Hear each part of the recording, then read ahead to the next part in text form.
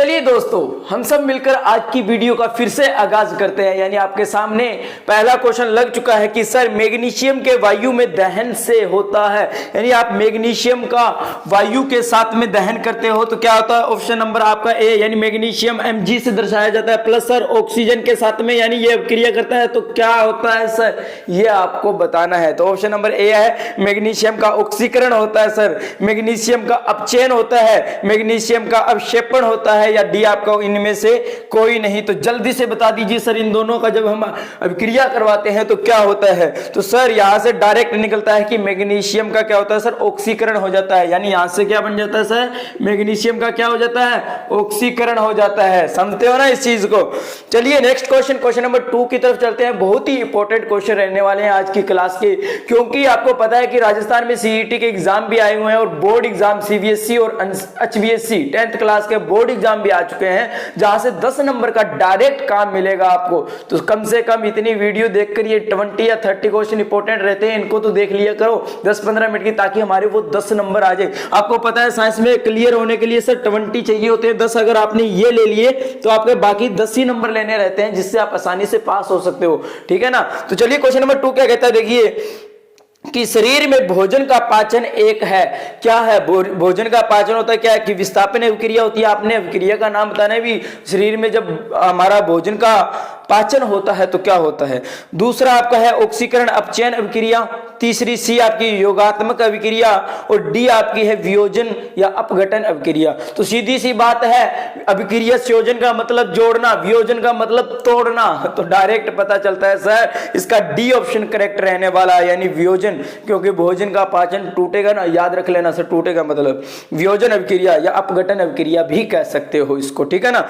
चलिए question number 3 की तरफ चलते हैं। क्वेश्चन नंबर 3 क्या कहता है कि सर 2H2, यानी सर क्या कहता है 2H2 हाइड्रोजन प्लस ऑक्सीजन मिलकर क्या बनाया सर, H2O, यानी जल का निर्माण करते हैं। तो क्या बोलते हैं इसको, संयोजन क्रिया बोलते हैं, या वियोजन क्रिया बोलते हैं, या विस्थापन क्रिया बोलते हैं, या इनमें से कोई नहीं। तो जल्दी से बता दीजिए। अरे देखिए H2O2 मिल रहे हैं सर, दोनों का संयोग हो रहा है, दोनों का क्या हो रहा है, संयोग हो रहा है। तो आपका करेक्ट ऑप्शन इसका ए रहेगा, यानी ए आपका संयोजन क्रिया रहेगी। क्या रहेगी सर, संयोजन क्रिया रहेगी।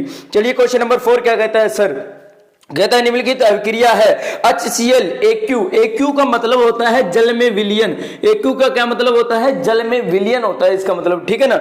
देखिए सर कहता है HCl यानी हाइड्रोक्लोराइड प्लस में NaOH, देखिए HCl प्लस में NaOH यानी सोडियम हाइड्रोक्लोराइड, और इसके साथ में बना सर सोडियम क्लोराइड AQ बना, और इसके साथ में कौन सा बाहर क्या निकल गया सर, H2O, यानी प्लस में H2O आपका जल बाहर निकल गया।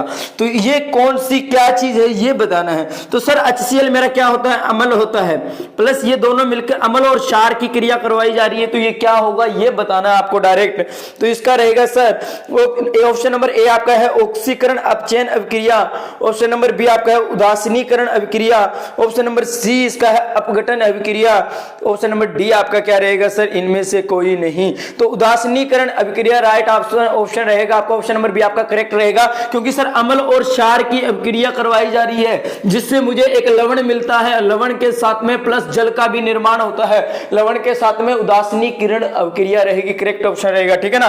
क्वेश्चन नंबर 5 की तरफ चलते हैं। लेड का आपको बताना है कि लेड का क्या सूत्र क्या रहता है, कि सर लेड का क्या सूत्र रहता है। जल्दी से 4 ऑप्शन आपकी स्क्रीन पर लगे हुए हैं, जल्दी से आंसर दे दीजिए।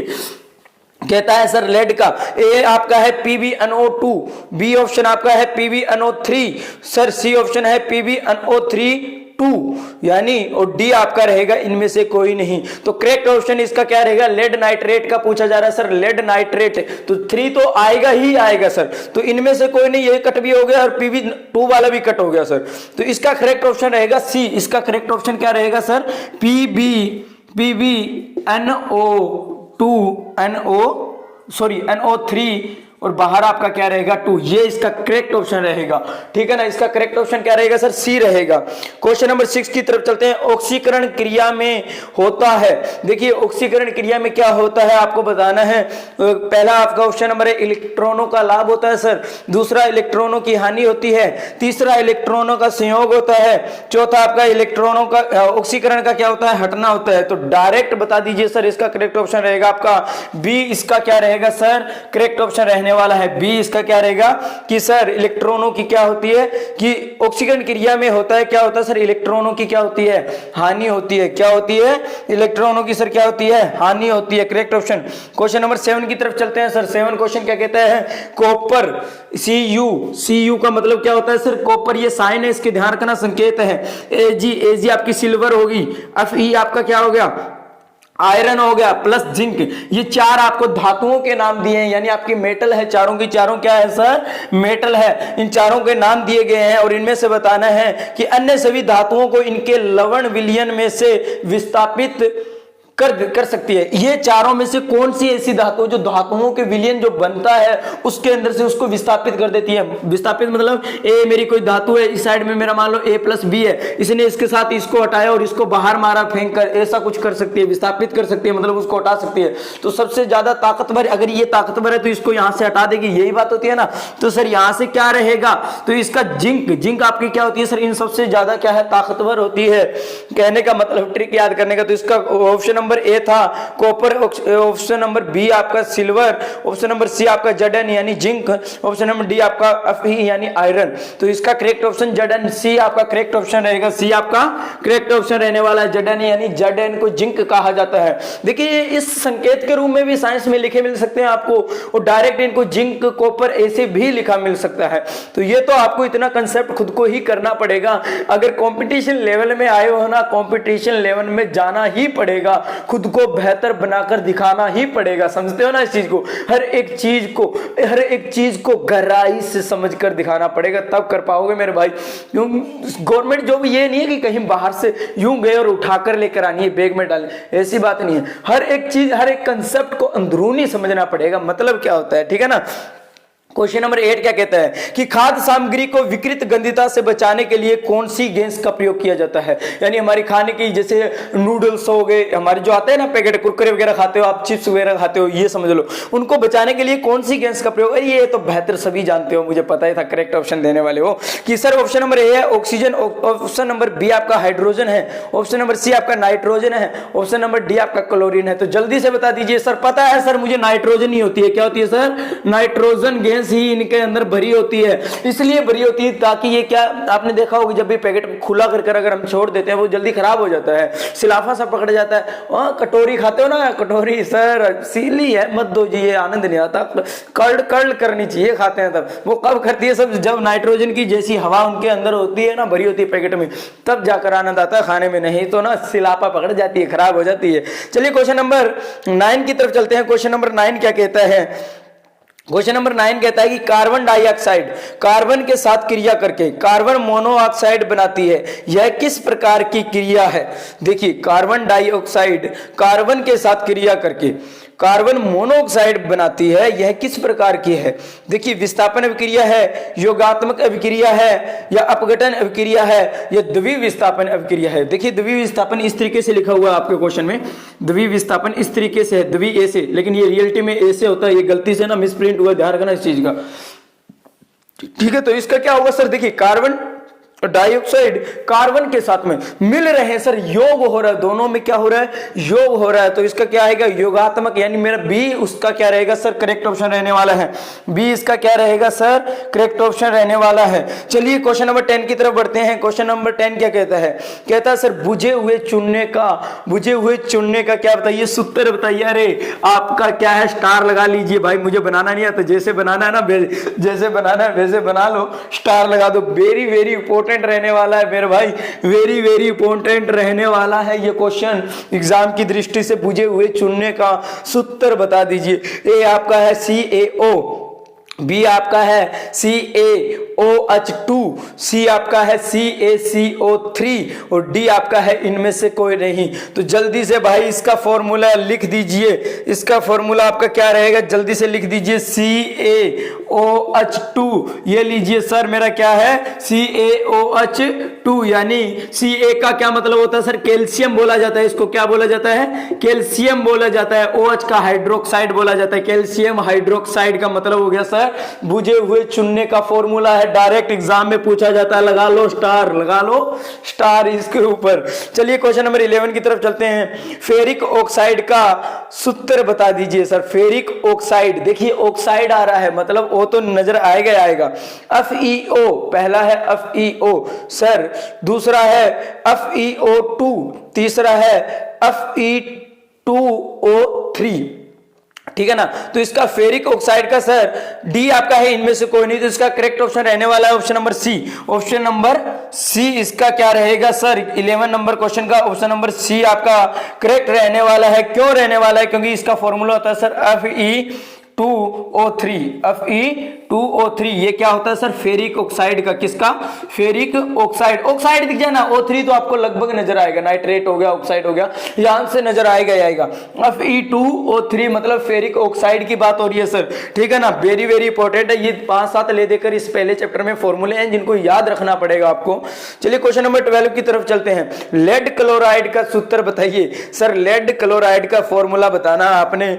ऑप्शन नंबर ए आपका है PbCl, लेड क्लोराइड, ठीक है। दूसरा आपका है PbCl2, तीसरा आपका है PbCl3 और इनमें से कोई नहीं, चारों में से जल्दी से छाप दीजिए सर। इसका आपका रहेगा PbCl2, आपने Cl2 देखा होगा साथ में, तो इसका करेक्ट ऑप्शन रहेगा PbCl2। इसका करेक्ट रहेगा किसका सर, लेड क्लोराइड का। किसका सर, लेड क्लोराइड का। ये क्लास बेहतर लग रही है ना, तो वीडियो को लाइक और चैनल को सब्सक्राइब करके मेरे जाना है मेरे दोस्त, क्योंकि ये अगर ऐसा नहीं करते हो ना तो मुझे धोखा नहीं दे रहे, खुद को धोखा दे के जा रहे हो, क्योंकि ऐसे ही बेहतरीन क्वेश्चन आते रहेंगे। और अगर आपने थोड़ा सा प्यार ज्यादा दिखा दिया ना वीडियो पर, मां कसम इससे भी बेहतर क्वेश्चन लेकर आऊंगा, कसम से कहता हूं, ठीक है ना। समझते हो ना इस चीज को। चलिए क्वेश्चन नंबर 13 पर चलते हैं कि अधिकतम वियोजन या अपघटन अभिक्रियाएं होती है।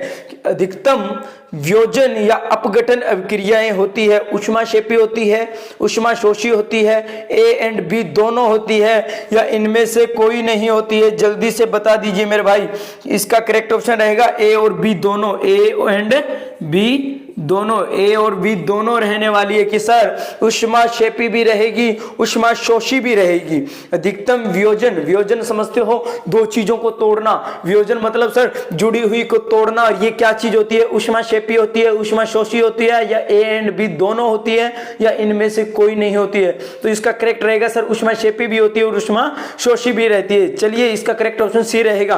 क्वेश्चन नंबर 14 पे चलते हैं कि ऑक्सीकरण में नहीं होता है। ऑक्सीकरण में क्या नहीं होता भाई मेरे, ऑक्सीकरण में सर ऑक्सीजन का योग नहीं होता है, इलेक्ट्रॉनों का लाभ नहीं होता है, या हाइड्रोजन का त्याग नहीं होता है, या इलेक्ट्रॉनों की क्या नहीं होती है सर, इलेक्ट्रॉनों की हानि नहीं होती है। जल्दी से लिख दीजिए, जल्दी से छाप दो यहां पर।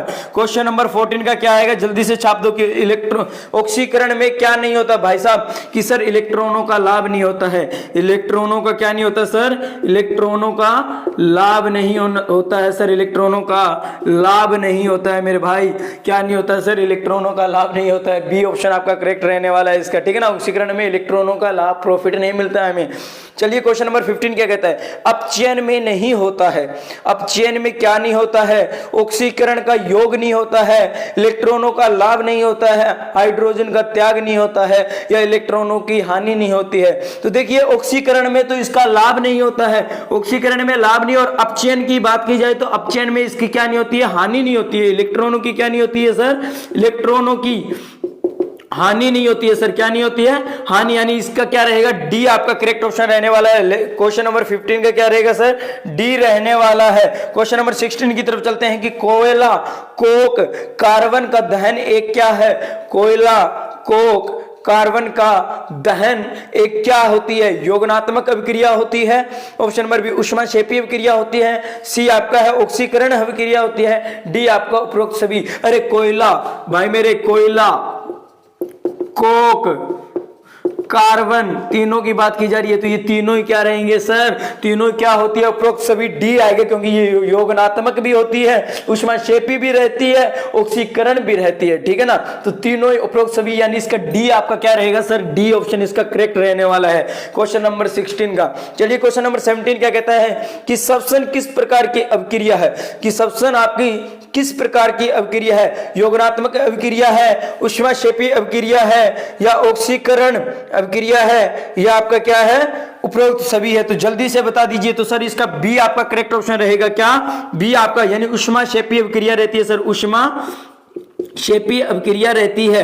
अरे ज्यादा नॉलेज चाहिए ना तो जल्दी से जाना और सर्च करना कि सर ऊष्माशोषी और ऊष्माक्षेपी में दोनों में अंतर क्या होता है, जल्दी से देखना और मेरे को भी कमेंट सेक्शन में बताना। मेरे भाई मुझे नहीं नॉलेज, मेरे को नहीं है कि सर दो नाम आ रहे हैं, ऊष्माक्षेपी भी आ रहा है, ऊष्माशोषी भी, दोनों में डिफरेंट क्या है सर, डिफरेंट समझना है ना, क्लास को जानना है ना। मैंने कहा एंड तक गहराई में जाना पड़ेगा, गहराई में हर एक चीज को मैं नहीं बता सकता, समझ रहे हो ना। हर एक चीज को खुद से भी कुछ करना सीख लीजिए, खुद से भी कुछ करना सीख लीजिए, तब जाकर कर पाओगे। यानी सर्च मारिए सर ऊष्माक्षेपी और ऊष्माशोषी में डिफरेंस क्या रहता है।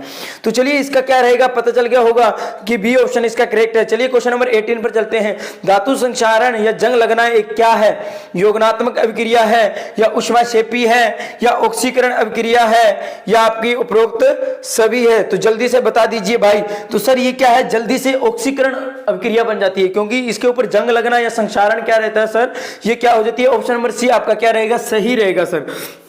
ऑप्शन नंबर सी इसका क्या रहेगा, सी सही रहेगा। ऑक्सीकरण अभिक्रिया है, क्या है, ऑक्सीकरण अभिक्रिया है सर, ऑक्सीकरण अभिक्रिया है, सी इसका करेक्ट ऑप्शन रहेगा। चलिए नेक्स्ट क्वेश्चन की तरफ बढ़ते हैं कि सर 19 है, मैग्नीशियम रिबन का दहन एक क्या है। मैग्नीशियम रिबन का हम दहन करते हैं तो ये क्या होती है, योगनात्मक अभिक्रिया होती है, या आपकी ऊष्माक्षेपी होती है, या ऑक्सीकरण क्या है सर, ऑक्सीकरण की, या आपकी क्या डी उपरोक्त सभी रहती है।